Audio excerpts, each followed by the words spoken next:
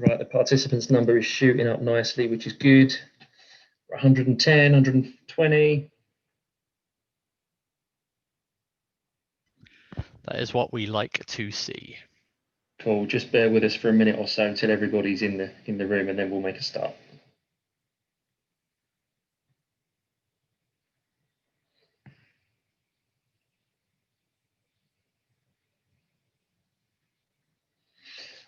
Right, we seem to have leveled out at about 180 people. So, hello everybody and welcome. I'm Rob Murray from PlayStation London Studio, and we've got Ryan Shepheard as well, also from PlayStation London Studio. We've got a group chat here, but if there are any sort of questions that you'd like us to answer, either as we go along or at the end, there is a specific Q&A button. So if you could add your questions into there, please, that'd be much appreciated. Cool. Thank you for this opportunity. You're very, very welcome indeed. We're very pleased to be here to be speaking with you this afternoon. So, Ryan, if you wouldn't mind clicking on with the slides. No worries. I cannot see your comments right now, I'm afraid, but I will be more than happy to answer any questions if they get flagged.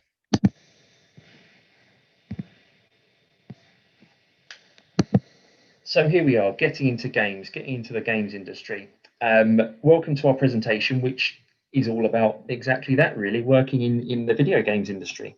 The presentation is mainly focused on game development, more specifically VFX, as Ryan is our resident senior VFX artist at PlayStation London Studio, but we'll also be touching on getting into the industry from wider perspectives too. So, what we've got coming up. So it's a bit about Rob and myself. I'm going to quickly touch on who are and what exactly is London Studio, which is where we're based. Then we'll take a little dive into Blood Truth, which is the most recent game that I worked on and the most recent game from London Studio's catalogue, and a breakdown of some VFX from that.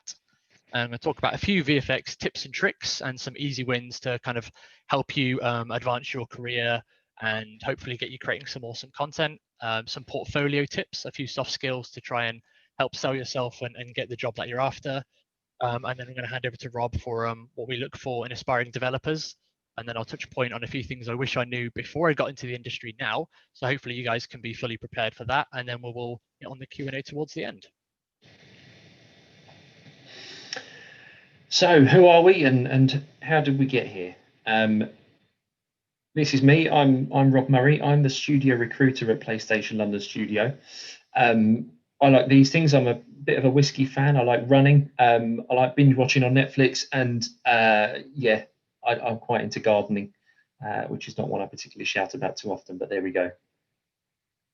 I do play games. I wouldn't call myself a massive gamer by any means, though. My first role in games was in 2014. I've been in the industry since. That was at a company in Kent called Dovetail Games, and I joined PlayStation on the studio at the start of this year, start of 2020. So yeah, it's a fantastic industry to be in, and I'm very grateful to be here. What do I do? I basically find awesome people to come and work at London Studio, whether that be from students or graduates who are looking for their first role in the industry, to art or tech directors that are leading the charge on the development of our games. This is me. I'm Ryan Shepheard. I'm the senior VFX artist at Sony PlayStation's London Studio. I like all of the above. I like competitive games, MOBAs. I play airsoft as part of a team across the country, and I've played guitar for about 15 years.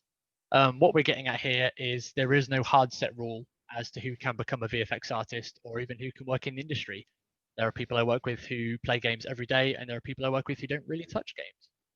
There is no hard set rule, and I, for one, am quite terrible at traditional art, actually, like sketching and painting, but here we are.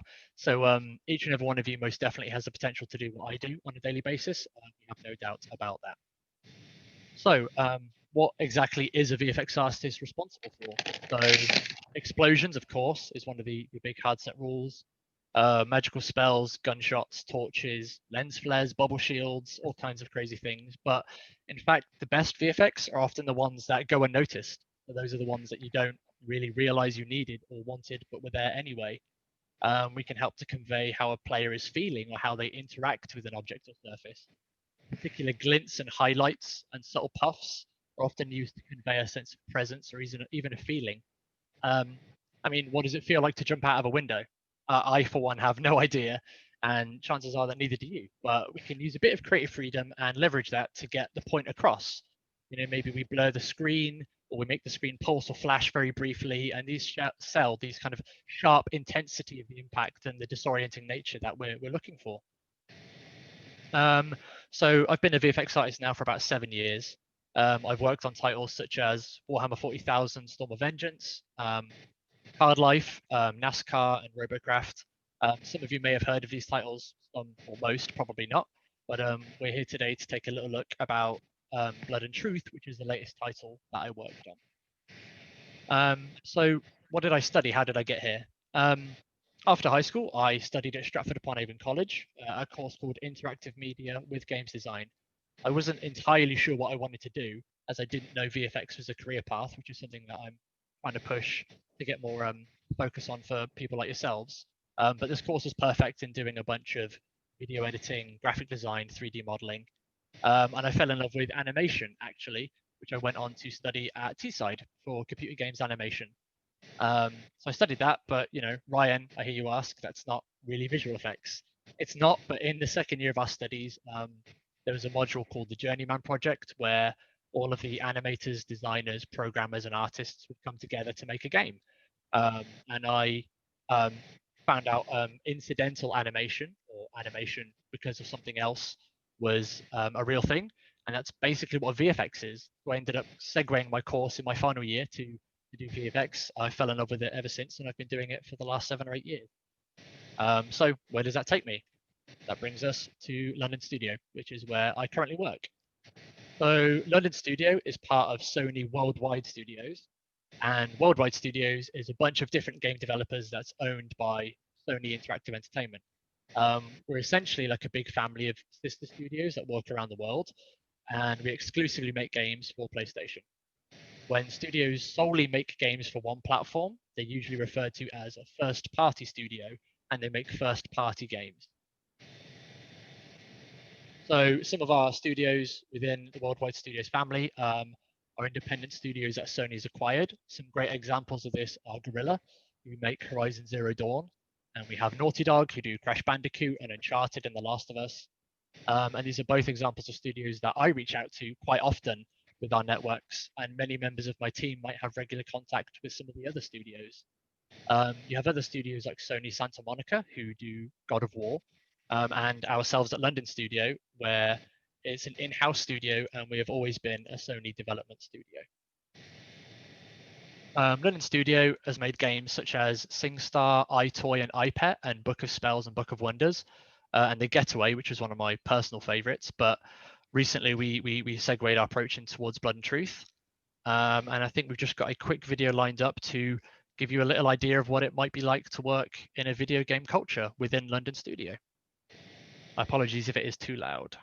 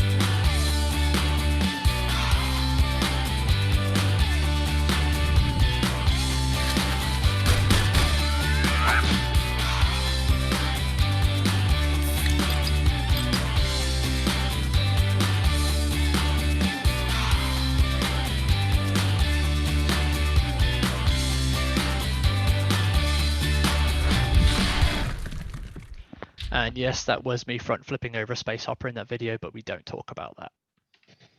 Right, I'm going to pass over to Rob. Cheers, Ryan. So values. Now, I don't want to harp on about values just because they're really important to us. But you'll probably find that across the industry, or whatever industry you go in, most businesses will kind of have values at some level. So do kind of expect to be interviewed about those values, and expect the people in those business to be able to talk about them, and for you to be able to understand them. So we established some studio values a year or two ago to help guide us in our decision making, and to allow us to work more cohesively and effectively together.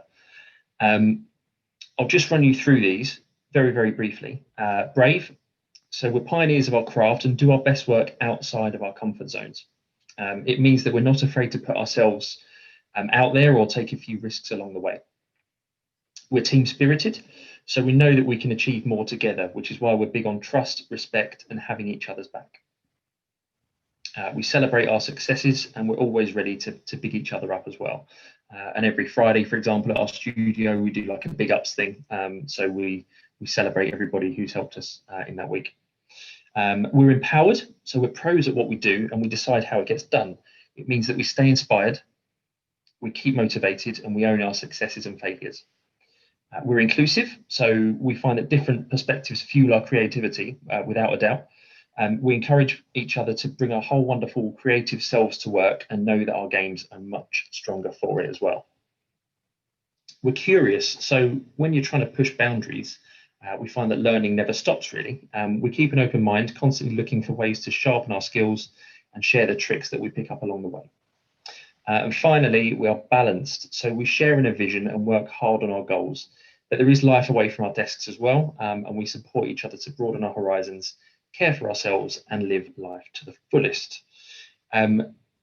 So yeah, hopefully the point I'm trying to make here is every company that you interview for, every game studio especially, will be quite values driven, and it's important that when you do get a job in a studio, or whatever company you go to, you learn to live those values, and everything that you do is kind of reflected on them.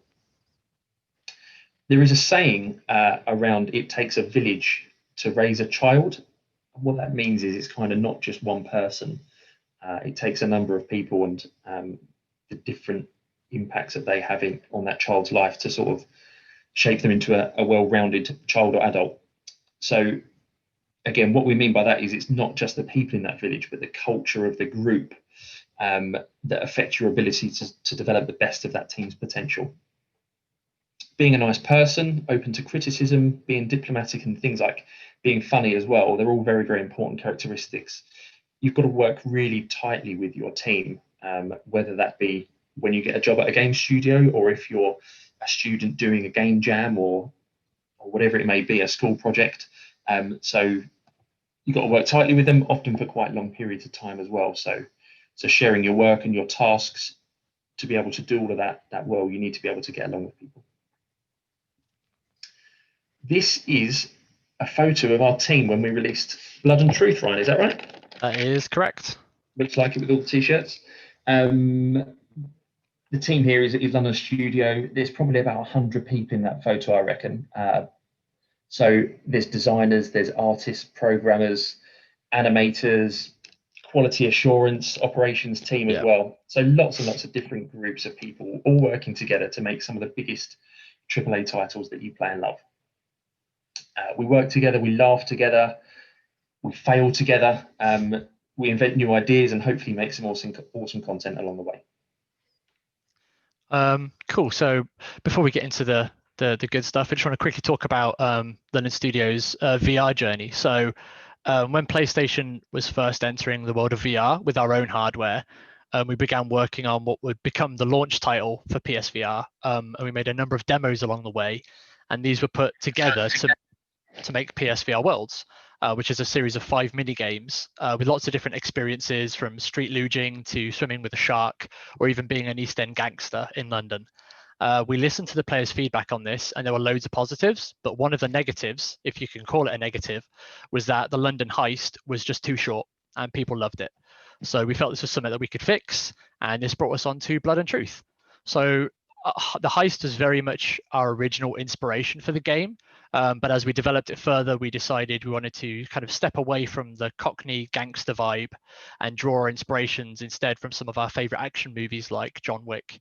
I'm going to play you a quick trailer now, and then we will hop into a breakdown of some of the VFX. Again, apologies for any audio.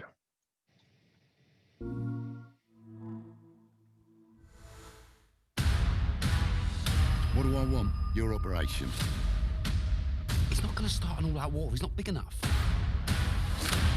I'm going to go and find out. You're just going to walk in there? Sag goes in the streets of London. Sag goes in the London city. Sag goes in the streets of London. Sag got to be something brilliant.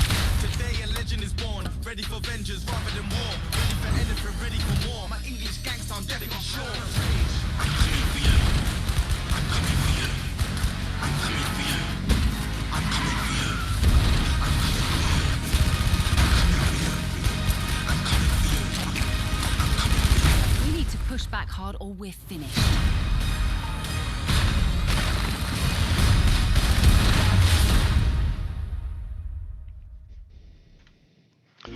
Cool.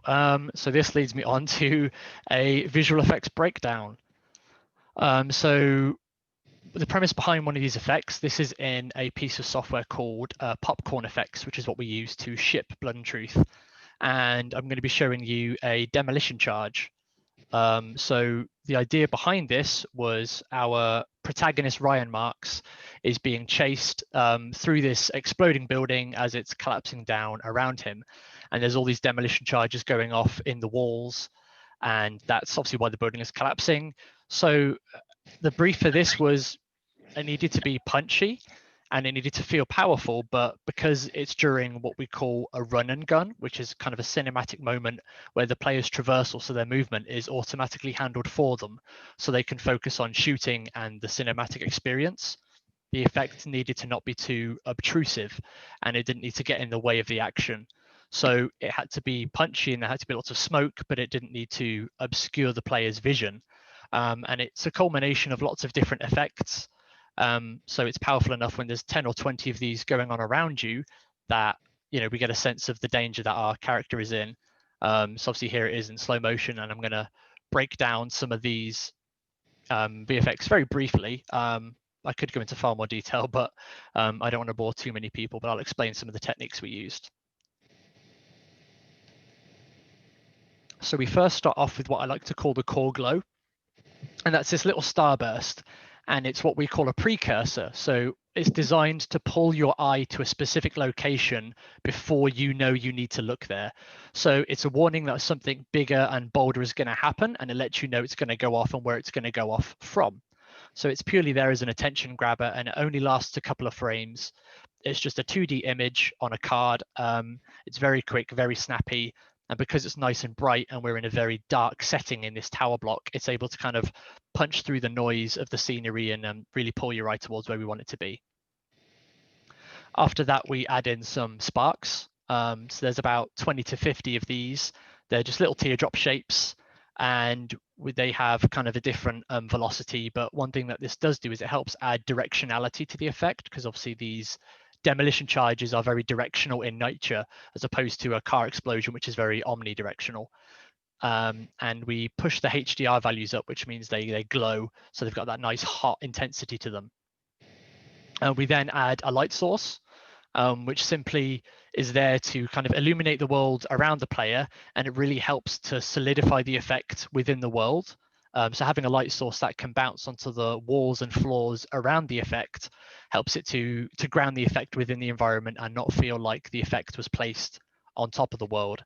And it's a very, very short-lived life of the light bulb. And one thing you need to stop falling into is making sure your light only lives as long as the brightest part of your effect. After this, we add in some little bits of debris. And this is simply using a texture that's 4x4. So it just has 16 different images, and we just pick a random image, and these get thrown out again to kind of aid the directionality of the effect. But we just like to call them visual confetti, and they're there to not be obtrusive, they're not too detailed, but they just add a bit of variance to the effect, and it helps it kind of linger in the air. So one thing we do is we add a bit of drag, which kind of slows the pieces down so they live in the air a bit longer than the sparks, and that way you get two different channels. You get the sparks going downwards, and then the pieces of debris just kind of holding the air a little bit longer. After that, we add in, if I remember, a fireball. So it's one of the main big bulk bodies of the effect. So you've got this kind of voluptuous rolling fireball. This is what we call an animated flipbook, where it plays through lots of different pictures one after the other, and it plays those out in a sequence, which is why you get this animated motion. Again, the values are pushed really, really high, so it's a really bright, really punchy effect, and it really sells the heat and the intensity of this explosion. Again, it's relatively short-lived because we want the player to see all of it before they run past it. So this is an 8x8 image, so there's 64 images there, and again, we play from the top left down to the bottom right. After that, we add a bit of distortion. So this is heat haze, very much like when you're looking through a campfire and you see the world kind of be distorted due to the refraction of light. This again really gives you that bang for your buck and that real pop and oomph to the explosion. It's quite visually appealing. The one you see here has been dialed up so that it's more easier to spot in the presentation, so it's more subtle than that in the game. But again, it has that idea of really selling the punch from and the shockwave from this explosion as it cuts through the air and superheats the world around it. That's simply, we just take a normal map, which is a particular type of image, and we run that into a distortion shader, and what it does is it basically moves all of the pixels off slightly, which is why the image looks like it kind of bends and veers off. And then after this, we add the smoke to the effect, which is again the big bulk of the effect. Usually smoke and dust would live a lot longer than this, but for our instance, we didn't want to cover the player's screen with too much smoke, and also because they're running quite fast, you've got a 90 to 95% chance that the player isn't going to bother looking behind them because all of the focus is on the attention in front of them. And this is a great example of where you can adapt your visuals to suit a brief. And then when you bring all of the effects together, you get the culmination of this effect here, and all of the elements work in tandem, as you can see. And then one of the final pieces we add in is our mesh layer, which is a bunch of 3D pieces of geometry. So most of the effect itself is 2D by nature. And in order to stop the effect feeling flat, we add in a couple of bits of 3D geometry, as you can see here, which is some of these bricks and these bits of cinder block. If the effect was entirely 3D, there'd be a lot of wasted data that we don't need. So we use a lot of 2D images instead, and we use a bit of 3D geometry in there to kind of cut through the noise. It helps ground the effect. It adds a bit of volume, and it means as this cinder block or this brick comes flying past the player's face in VR, it can be quite startling in nature, and it's certainly makes the effect as a whole feel a lot more realistic. You can see them there in the effect, and then that's kind of how the effect comes together. It's got about 8 or 9 different layers. Some of them are only living for a tenth or even 100th of a second, and when they're used in conjunction, you get this effect as a whole. So even an effect that is so fast can have 10, 20 different layers to it, and you just use these multiplicatively on top of one another to get the desired result that you're after. That's a very quick overview of how we made some of the effects in Blood Truth. And here I'm just going to cut to a clip from Gamers Prey on YouTube, where it shows you the effect and the final result of that. So this is a sequence in the tower block, and we get to see what the effect was, what it achieved and what it looked like in its final form.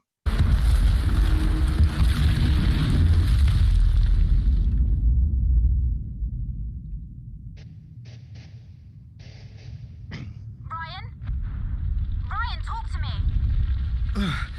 I'm here. I'm okay. Demolition must have started. So having this along in conjunction with some falling debris and some other bits of passive dust and a few other effects can really help to make the scene a lot bigger and a lot bolder than it really is. So a couple of well-placed effects really sell what we're after.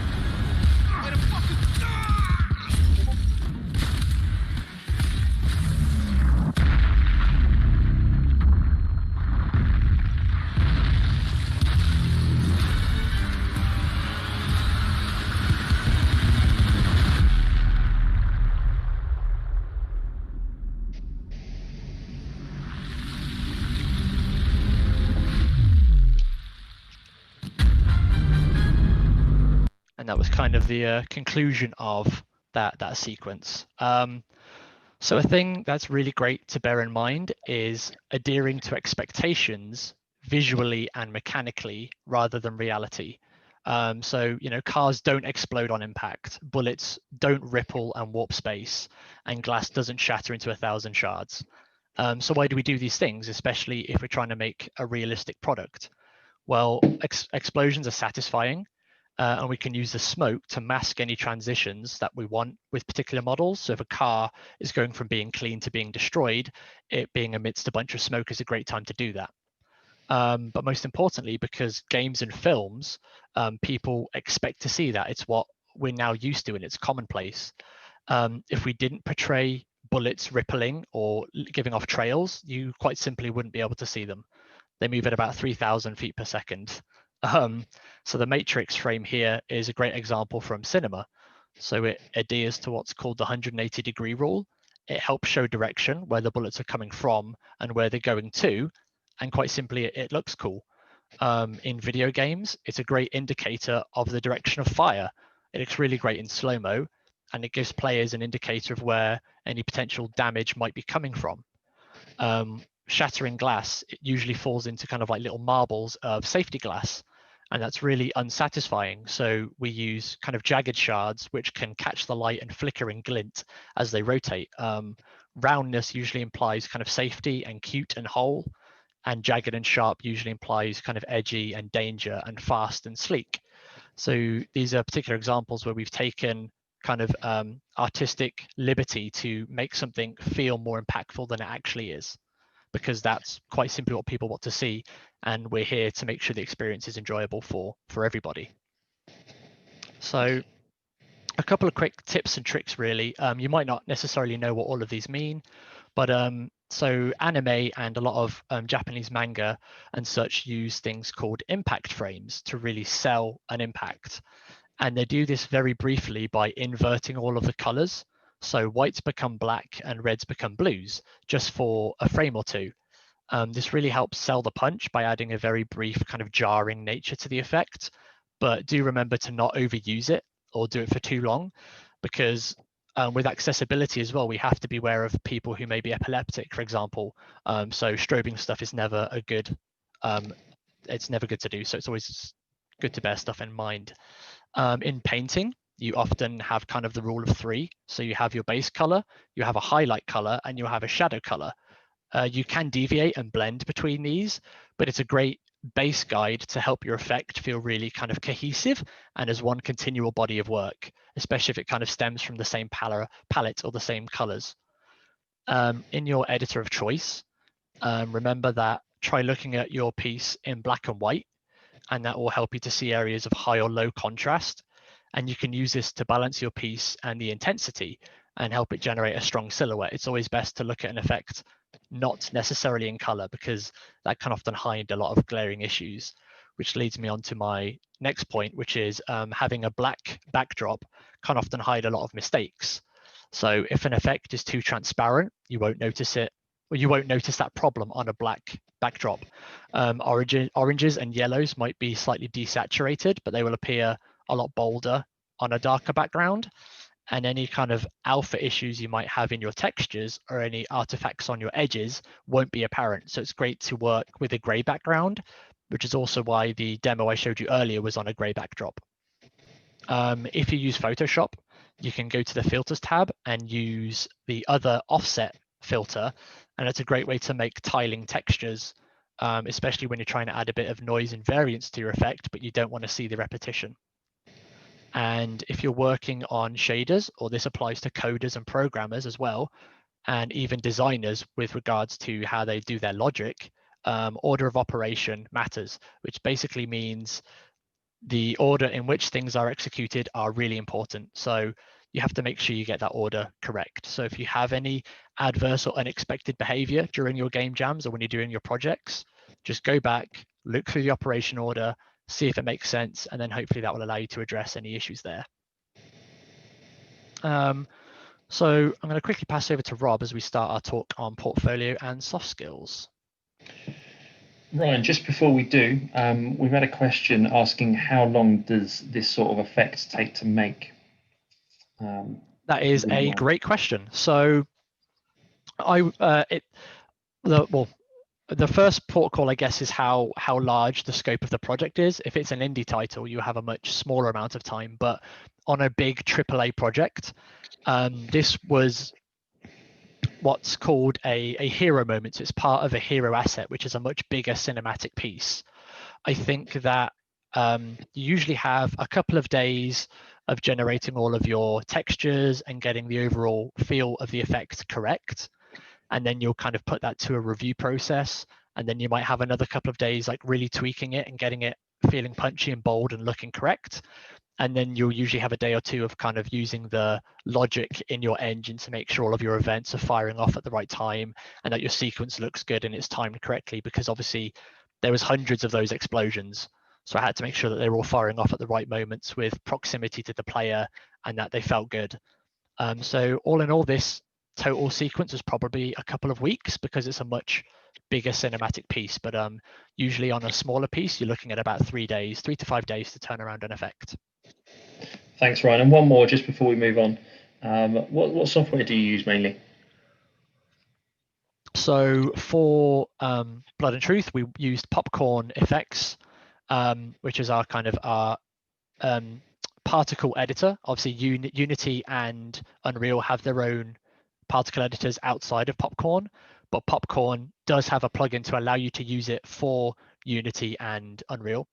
And I think Popcorn's a great tool because it allows you to almost code your VFX, but it's very easy to get into. For generating textures, we use Photoshop. For doing any sort of animated assets, we usually use Maya because all of our in-house animators use Maya. And we know some animation from Maya as well. And also my university degree was animating in Maya. And then we use Houdini for more procedural stuff like fracturing and destruction and authoring weird bespoke content. Real. Thanks, Ryan. So moving on, there's a quote here saying you don't always hire the best person for the job, you hire the right person for the job. Now, what we mean by that is that you could be the most talented artist on earth, but if you can't play nicely with others, if you can't work well as part of a team, then it's going to be really hard to get a game finished and completed and shipped. Obviously, if you're working on a small title yourself, it's not too much of an issue, but especially at bigger studios like ours, teamwork is very, very key, especially as we're now all working remotely, and you need to be able to sort of communicate in a number of different ways with people. Teamwork is key. Being adaptable and not precious about your work do go a very, very long way. Don't forget that people give feedback on your work as well because they care, really. People give feedback on your work because they care and they want to see you improve. They don't do it to bring you down or to mock your work or in any way. It's to help you improve and help get the best out of the project. Thanks, Ryan. So a few portfolio do's and don'ts from me. There is no hard fast rule, but from my experience of applying and from looking at show reels, here's a few things here. So pull out your big guns first. So you want to grab their attention and you want to keep them there. So make sure that pacing is everything. Throw in some attention grabbing content in the middle and throw a couple in at the end, but you really want to have a nice big piece front and center to really make me think, okay, I want to watch the rest of this reel. I personally almost always mute a show reel if it's got some sort of heavy bass or rock music on it. I love both of those musical genres, but I'm not there to listen to your music choice. So something really subtle or possibly no music at all is great. If you can nail the big stuff, I assume you can do the small environmental pieces. So for me personally, I don't like to see, some sparks or a flickering light bulb or a torch, because if you can nail a giant car explosion and a giant plasma ball, I assume you can probably do the other stuff. So try not to put too much filler content in your reel. It's fine dotting one here and there. It's always great to show a broad diversity of work, but try not to have too many small pieces. Try to have fewer bigger pieces and maybe with a little bit of a breakdown. Optimization isn't everything. It can definitely be taught. I didn't know anything about optimization going into my first job, and my VFX were horrifically unoptimized, but that is since something that I've learned to correct. So it's all about the core fundamentals, and that's the stuff that's hard to teach. It's not impossible, but getting a sense of timing, how long an effect should last, how big it should be, the colors, these are really great fundamentals. And any sort of software we use, if you don't know it, we can teach you software and you can go on courses to learn the software, but learning the core fundamentals is certainly harder. So if you can nail those early on, I think that'll put you in really good stead. And finally, timing and anticipation. So stemming from an animation background, I didn't have any idea as to how important that would be. And timing and anticipation are everything. So utilizing the 12 principles of animation, like ease in and ease out, are really great in delivering punch to your effects, even sometimes to the simplest of effects. So looking up some of the principles of animation and how you can utilize those in effects, I think will be a really great benefit to your skill set. So get involved. Real-time VFX, if you guys haven't checked it out, is a great forum, and they do monthly VFX challenges. It's a great way to set yourself a deadline and kind of give you a reason to work on something, especially if you put a public post, then people are expecting to see updates. It's a great way to motivate yourself to keep going. But it's also great to get constantly evolving feedback from some of the best names in the industry. Most big softwares will offer a PLE, which is a personal learning edition, or some sort of indie license or educational licenses. So for students or people like yourselves, it's a great way to learn, is just quite simply to jump in and mess around and see what you can make. Try not to be too precious of your work early on, but do remember to pat yourself on the back and acknowledge your wins. It doesn't matter how small they are. If you've done a thing, give yourself some praise, because that's going to fire off those endorphins, that's going to keep you engaged, and that's going to want you to pursue more and increase your skill set. So we all have to start somewhere, so it's just great to just jump in and get involved. So some other useful resources, like I said, there's the Real-Time VFX Forum. Pinterest and Twitter have great examples of inspirational work, from GIFs and all kinds of cool stuff on there. ArtStation is now a great platform that wasn't really around when I started, but it's a great way to showcase some of your work and see what other artists are doing and to get inspired. There's a whole bunch of GDC talks now that are free and open to the public with regards to how some of the biggest and best names created their VFX. Jason Kaiser, who worked at Riot on League of Legends, has created a VFX apprentice course, and that's a great course to get a hold of, and that is great at teaching some of these core fundamentals that I talked about. And he's got a bunch of free examples on YouTube as well. Download some of the example projects from Unreal and Unity and kind of take a deep dive into those, break those down and see how they made those effects.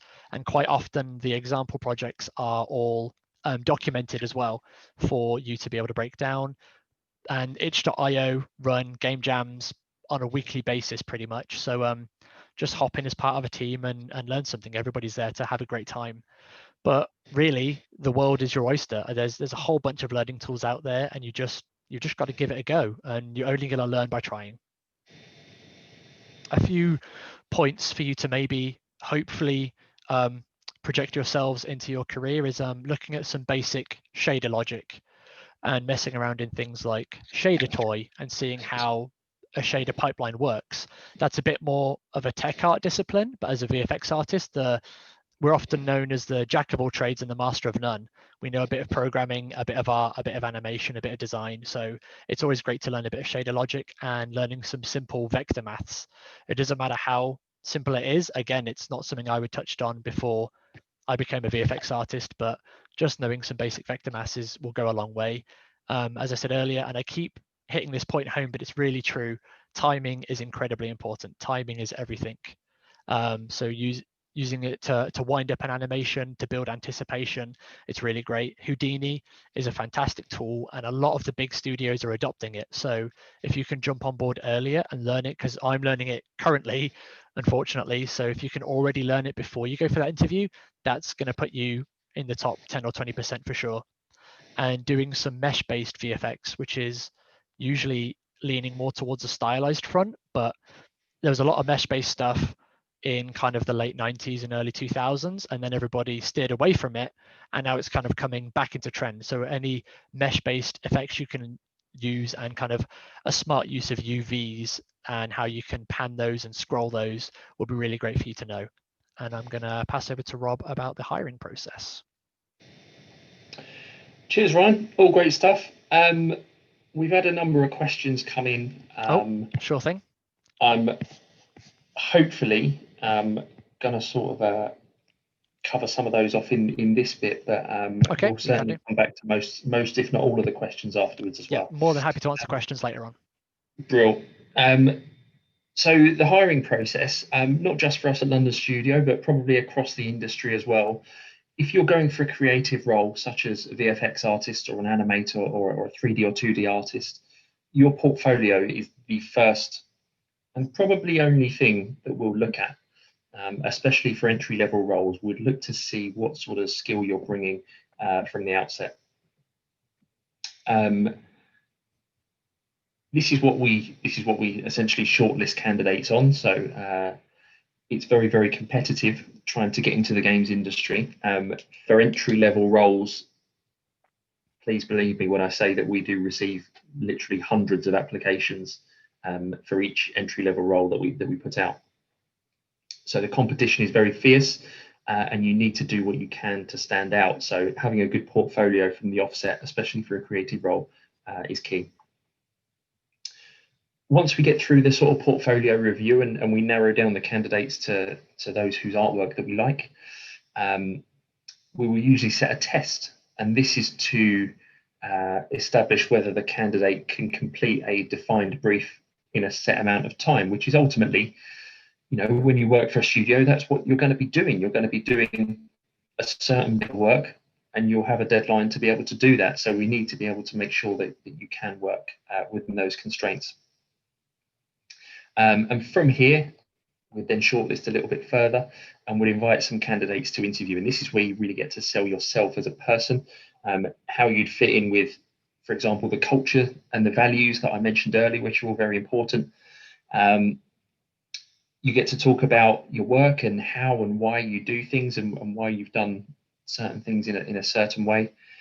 And it's where we get to know more about you as a person, to ensure that you'd be a great fit for our studio. So through all of that, you know, you might not be the best person for the job, to touch on what I said earlier, but you might be the right person for the job. So yeah, ultimately your portfolio will get you the opportunity in the first place. Your work or your test will get you the interview, but it's only you that can get the actual job itself. Now, Ryan's given some fantastic portfolio advice here. Other advice that I'd like to give, if you're very, very early stages, and I mean sort of still a student, not necessarily at university yet, or even if you are, college or uni, do some game testing in your spare time. Prove to us that you have a real interest in video games, and that you want to get into the industry, and that you've kind of helped other developers to enhance their games by doing some alpha or beta testing.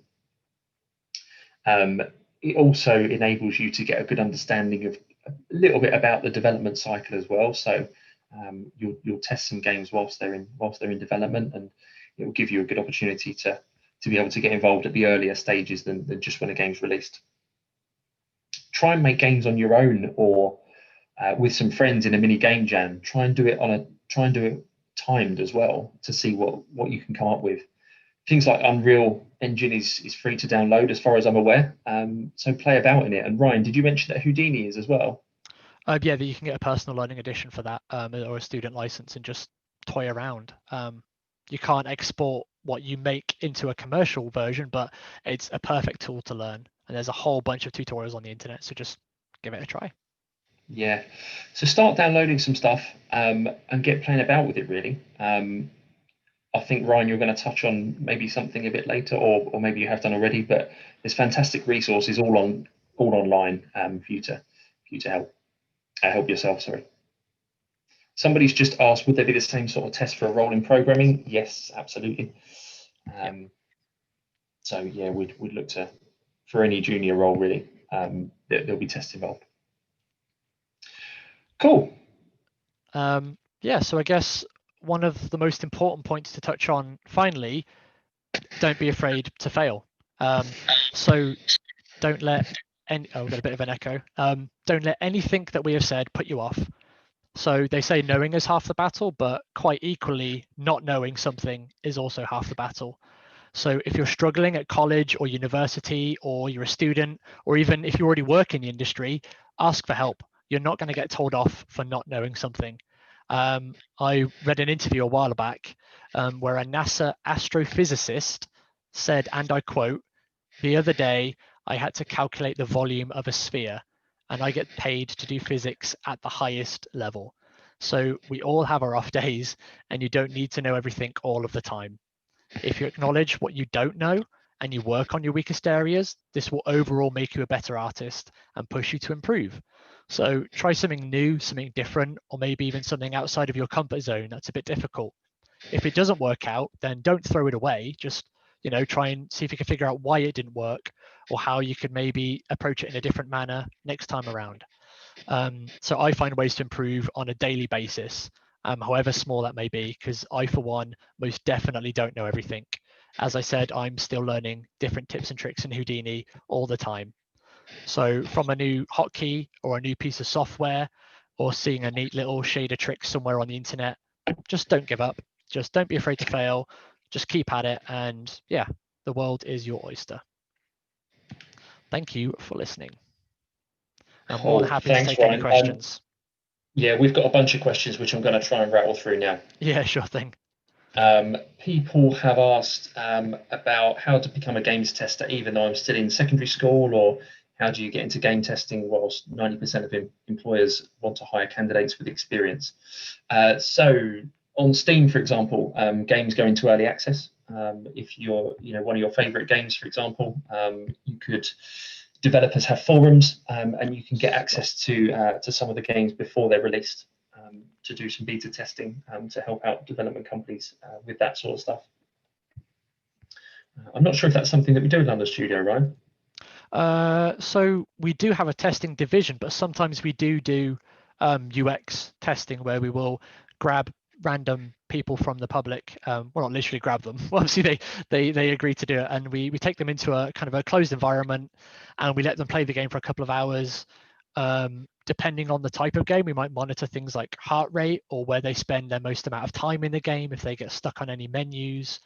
And this is a great way to get feedback on a game. So I think a lot of studios are always looking for people to try products, even from the earlier stages before they go public. So quite simply, I would say just ask around, go to some studio websites, maybe look for any game studios local to you, and see if they're up for doing any UX testing or any testing of any kind. And as Rob pointed on, if you can afford to get games on early access, do that, and leave comments or leave reviews. And if you go into depth, people do check those channels. So if you keep active on forums and stuff, you dip your toes in, I think it will pay off. Cool, thanks, Ryan. Lots of people asking about work experience.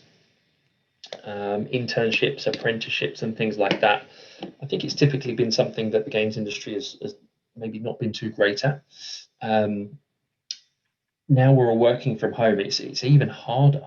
Most companies are working remotely, and it's really tough to be able to sort of mentor students and people like that who are working in their own bedrooms, and you don't get the opportunity to shadow the developers as well. So it is tough, but it does certainly happen. For example, next year I think we're building a bunch of internships into our hiring plan. So that will hopefully encourage a load of people to apply and join the industry sort of before they graduate and things like that. So that's all really useful.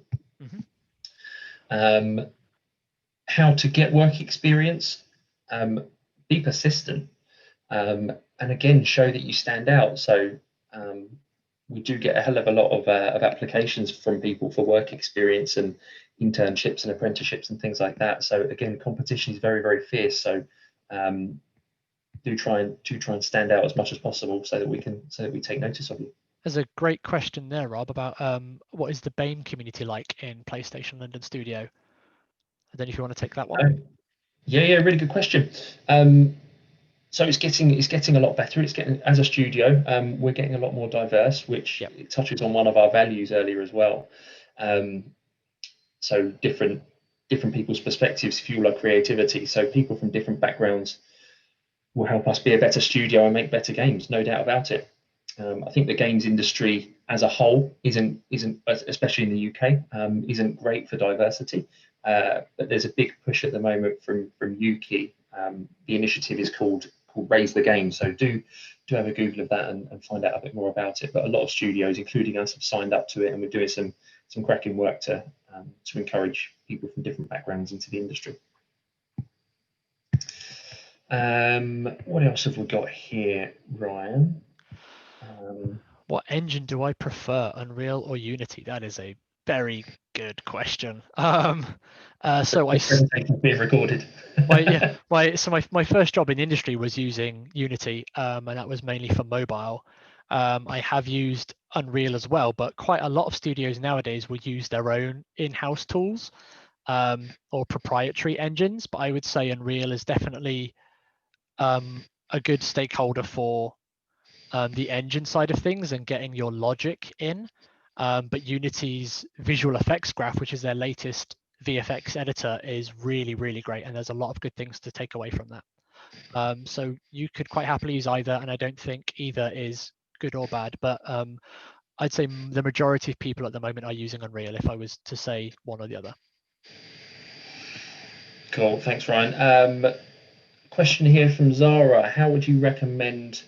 sorry, I've just lost it there. How would you recommend going about networking during coronavirus when we can't go to events? So attending things like these and asking great questions like that is always good. LinkedIn is a fantastic platform to basically start building your connections within the industry. So if you've not done so already, LinkedIn is completely free. It's kind of like a online business networking platform. Where you can reach out to game developers and studios as well, and start to build your connections there. It would help to have kind of like a portfolio alongside it as well, that you can refer people to, especially if you're looking to get into the industry, but one step at a time.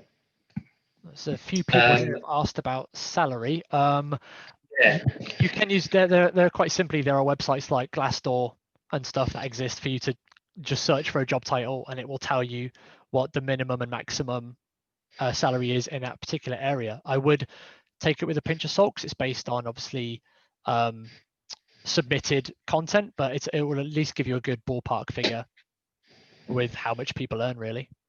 Yeah, and it depends on the level and location as well.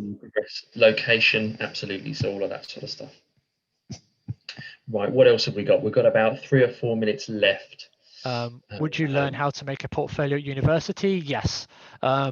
Usually in your last year of university, well, throughout university, but for your final year, usually a lot of universities will kind of help you to create a portfolio, which will then be your stepping stone into trying getting a job into the industry after you graduate.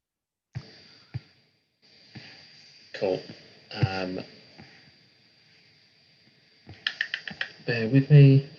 Is it possible for people to get into the industry without degree experience? Yes, it's absolutely possible. You'll probably find that the majority of developers do have degrees, but that doesn't mean that it's impossible to get into the industry without one. Absolutely.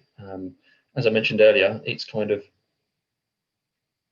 doing all you can to stand out. So lots of people are self-taught, which is absolutely fine. And we've got some developers who are self-taught, and I receive lots of candidates who are self-taught. So yeah, not a massive issue, but you will find that there are a lot of people coming out of university courses each year that are games related.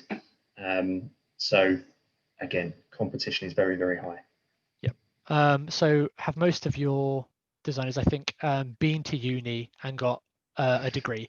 I think a degree is really helpful in the fact that it teaches you all of these things, but I absolutely wouldn't discount anybody because they don't have a degree. It is a great stepping stone. It's more so based on what you know. If you can demonstrate that you know a subject, there is absolutely no reason we wouldn't offer you a job just because you didn't have a degree. But I think studying for it at a specialized college or university is a fantastic place to go because they can teach you all of that knowledge before you come to our doorstep. And it's a great place to be. I think we've got time for one or two more. Somebody's asked, what's a good entry-level role to the industry for somebody who wants to go down the management path? And I would say something like QA, quality assurance, is great because it really gives you a good overview of the full game development project cycle.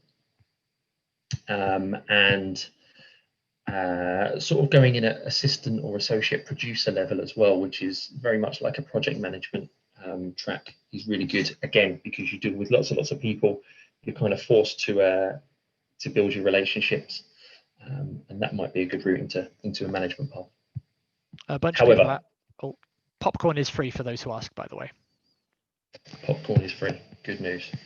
That brings us to 5 o'clock, guys, and that's our hour up. Oh no. So thank you so much for all of the questions that you've asked. I'm sorry we didn't get to answer all of them. But yeah, hope it's been useful. We've loved doing it, and hopefully we can do more of this sort of stuff as well. So thanks very much. Yeah, if it's not too much hassle from the organizers, don't shoot me for saying this, but if people do want to collate their questions, if you send me a list of questions, I would be more than happy to provide you with responses to as many questions as I can to answer those who didn't get a chance to speak up.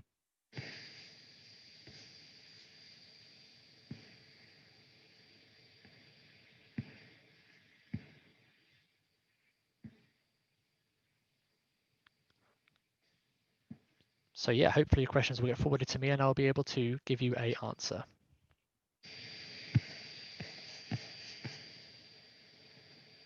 Thank you all for attending. Hopefully it's been informative and helpful. Some topics were touched very briefly, but yeah, I could talk all day about VFX, but got to cram it into an hour. But I tried my best to explain stuff. So hopefully it was useful for some of you guys and you got to take something away.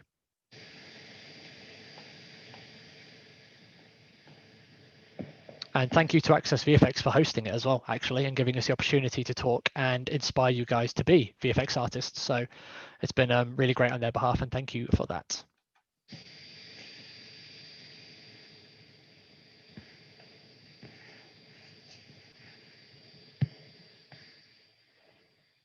Cool. Right. Cheers, Ryan. No worries at all. Yeah, thank you both. Great job.